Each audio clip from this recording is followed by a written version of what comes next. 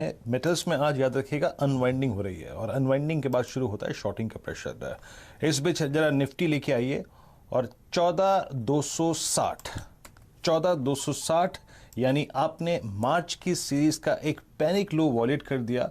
अब जो लो आपके पास सबसे इंपॉर्टेंट होगा वो है आपका 100 डे एक्सपोनेंशियल मूविंग एवरेज जो आता है 14,156 के जोन में। अब और कुछ शॉर्ट कॉल के बारे में बात कर लेते हैं। इनफैक्ट चंदन तापड़िया भी हमारे साथ जुड़ चुके हैं मेरे ख्याल से पैनल में। चंदन, गुड आफ्टरनून। आई थिंक अगर आप शॉर्ट होल्डर हैं और शॉर्ट आपने ली हुई है तो आपके लिए ये दोपहर काफ़ी अच्छी खासी है। सुबह हमने IRCTC का एक शॉर्ट ट्रेड लिया था 1640 पे। Look at IRCTC now. यहाँ पे कवर करें, ओपन रहने दें, और कोई लॉजिकल ट्रेड इस वक्त का क्या होगा आपका? जी हाँ, देखिए सबसे पहले तो IRCTC की बात करें तो IRCTC ब्रेकडाउन दिया और मेरे हिसाब से यहाँ पे स्ट्रक्चर नेगेटिव है ही, तो ट्रेड को कैरी कर सकते हैं क्योंकि बाजार लोवेस्ट लेवल पे बंद हो रहा है और 14,250 का जो निफ्टी का सपोर्ट था पुराना वो भी तोड़ता है, तो कहीं ना कहीं 14,100 और 14,000 के डाउन साइड ओपन हो रहे हैं। तो IRCTC की पोजीशन को जरूर यहाँ पे पेंडिंग रखा जा सकता है। नीचे में 1540 तक के डाउन साइड ओपन हो रहे हैं। नए ट्रेड की बात करें तो मेरे हिसाब से आप स्टॉक से ज्यादा इंडेक्स का पुट ले लीजिए। 14,250 का पुट हम लेने की सलाह रखेंगे। 115 से 120 के बीच में ले, 85 का स्टॉप लॉस लगाइए और हमारा मानना है 165 से 180 रुपए तक का टारगेट 14,200 का निफ्टी का वीकली पुट देता हुआ नजर आएगा।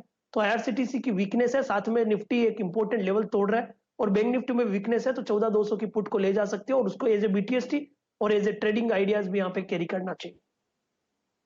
ये रणनीति आपके सामने निफ्टी 50 पर आती हुई दिख रही है और क्योंकि एक और इंट्राडे लो आपको लगता हुआ दिखा है, तो एक बार जो असित जी ने आपको ट्रेड सुझाया था निफ्टी बैंक की 30,500 की पुट की खरीदारी के लिए, देखते हैं वो किस तरीके से आपको काम करता हुआ दिख रहा है। अभी भी आपके सामने मौका है, लगभग 408 रुपए के आसपास ये ट्रेड करती हुई दिख रही है। जैसे ये इन द मनी होगी तो अब यहाँ पे आप बहुत बढ़िया मूवमेंट देख सकते हैं। फिलहाल 1845 अंक नीचे 30,600 पर बैंक निफ्टी आपके साथ। हमारे साथ भसीन साहब जुड़ चुके हैं और आपके सामने वो प्रस्तुत करेंगे दो ऐसे ट्रेड्स जो आपको इस गिरावट का फायदा लेते हुए दिखेंगे। भसीन साहब, स्वागत है आपका। आज अनफॉर्चुनेटली निफ्टी आपकी बात नहीं सुन रहा, लेकिन बहुत बढ़िया मौका दे रहा है उस समय का जिसका इंतजार कम से कम बहुत बढ़िया लॉन्ग टर्म इन्वेस्टर्स को आता हुआ दिखता है।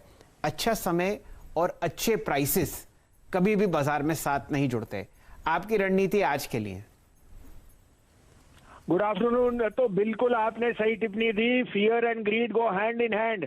अब अगर आपको मौका नहीं लोगे तो फिर क्या वेट करोगे? इसके बाद अगर 500 पॉइंट भी घट गया आपसे लिया ही नहीं जाएगा। So don't wait for eternity. इस हफ्ते कोविड की पीक हो जाएगी, लिख के ले लो, 17 और 20 तारीख में कोविड की पीक हो जाएगी and then you will be repenting.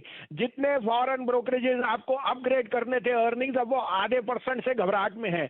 These are all adventurous calls. When at 37,000 you are bullish, at 30,000 you're bearish. You can't go wrong. This is the time to buy banks. As a disclosure, today we have booked profit in some of our top holdings in Sun, Lupin, Cipla and Divi's Lab, and we have bought ICICI, Axis, and my top pick for this year is RBL Bank. So this is the time to put your money where your mouth is. Get into banks, get into autos. आप सुन ही रहे हो कि metals में China is going to release the reserves, which means that metal prices घटेंगी तो input cost for autos will be very very strong. साथ में अगर आप राजीव बजाज को सुने तो वो कहते हैं there is no impact on Bajaj Auto earnings and this is a passing storm. तो जैसे आपको कहा, आपने कहा शैलेंद्र जी, भाव और सर्कमस्टांसेस कभी साथ साथ नहीं आते। फियर है तो तभी मेरे को लेने। मैं आपको फिर कह रहा हूँ, ये हफ्ता है जो बॉटम बनना है। I am very very bullish on the market in from next week onwards or maybe the next 3-4 days. आज के लिए मेरे दो पिक्स हैं और मैं कह रहा हूँ 17 दिन का सिप कीजिए। M&M में 745 पे स्टॉप लॉस रखना है, 725 का रखिए, 875 का टारगेट। और RBL 0.8 time price to book, जो ये एक साल में एक बार ही मौका देता है, इस भाव पे 185 पे लीजिए, 175 का स्टॉप लॉस, 245 का टारगेट। 17 दिन के लिए शैलेंद्र जी सिप कीजिए। 30 अप्रैल को फिर आपसे भेंट करेंगे क्या आपकी सिप की एवरेज पड़ी जी। भसीन साहब, ये 17 दिन की कोई चौकड़ी है क्या जो आप बताते हैं? सर इसलिए कि कोविड के केसेस एक बार पीक करके घटे भी तो फिर भी लेफ्ट आउट सेलिंग आएगी। जिनको ग्रीड और फियर दिखता है वो तो आपको पता है क्या, कैसे आपको पता है एफआईएस की नोशन क्या है। एक बार बेचने में आएंगे ईटीएफ तो वो डेली आपको इस तरह 500,000 करोड़ का माल, तो ये आपको मैं इसलिए बोल रहा हूँ बॉटम बनने में 10 दिन लग सकते हैं। बट जब मैं चाल ऊपर की कहूंगा तो आपको एक 16-17 दिन में एक जो जिसमें कहते हैं ना सबसे वर्स्ट टाइम में आपके एवरेजेस हो जाएगी। तो if you for this 16-17 days if you buy every day you will get a good price entry point and then you will reap the benefits on the 30th। चलिए, तो अगले 17 दिन में आपके पास 12 ट्रेडिंग सेशंस हैं। अब डायरेक्टर साहब लेके आइए। वसीम साहब आप हमारे साथ जुड़े रहिए। आप एकदम फोन रख देते हैं, वो दिल पे चोट लगती है। डायरेक्टर साहब जरा जुड़े। जी हाँ।